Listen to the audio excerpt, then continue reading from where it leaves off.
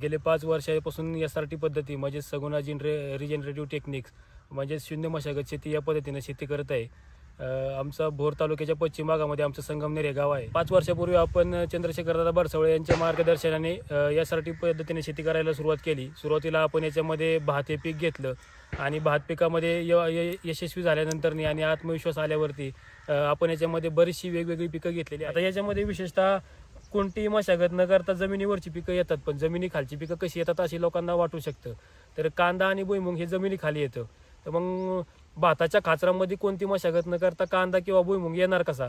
कांदा एक वेळ पोचला जाईल थोड्या प्रमाणात, पण भुईमुगाच्या आऱ्या जमिनीमध्ये टवणार का असा मोठा प्रश्न शेतकऱ्यांपुढे निर्माण होतो. तर मी तर खात्रीने सांगू शकतो दोन्ही पिकं मी दरवर्षीच्या रब्बी हंगामामध्ये माझ्या तिकडे कांदा आणि भुईमुग हे भाताच्या खाचरामध्येच घेतले जातात. दोन्ही पिकं हे अतिशय चांगल्या प्रकारे आपण लगभग एकदा कॅल्क्युलेशन केलं तर 30 क्विंटल वाळकी शेंगापर्यंत भुईमुगाचं उत्पादन घेऊ शकलेलो आहे. आणि भाताचं पण सरासरी 90 किलो प्रति गुंठा एवढं उत्पादन आपण घेतलेलं आहे. तेच कांद्याचं पण लगभग 10 गुंठ्यामध्ये 70 बॅगा 50 kg प्रति बॅग असं उत्पादन आपल्याला चांगलं भेटलेलं आहे. त्या कांद्याच्या बेडच्या पिकामध्ये आपण वावरत असताना अतिशय सोप्या पद्धतीने आपण त्याच्यामध्ये काम करतो. लागवड सोप्या पद्धतीमध्ये केली जाते, त्यामुळे लागणारे मजूर जे पाण्यामध्ये कांदा लावला जातो त्याला जास्त मजूर लागतात. परंतु SRTच्या बेडवर लावणी करायला गेलो आपण 12:30च्या मार्करने त्याच्यावर मार्किंग केलं तर मजूर कमी लागतात. कांदा एकसारखा राहतो पूर्ण शेताचा, त्याची चकाकी चांगली राहते आणि विशेष म्हणजे तो टिकायला आणि चवीमध्ये पण उत्तम राहतो. परत कांदा काढणी करताना जो कांदा खाली राहतो किंवा इतर वेळेस आपल्याला खुटीचा किंवा खुरप्याचा वापर करावा लागतो तो SRTच्या बेडवर कुठेही करावा लागत नाही.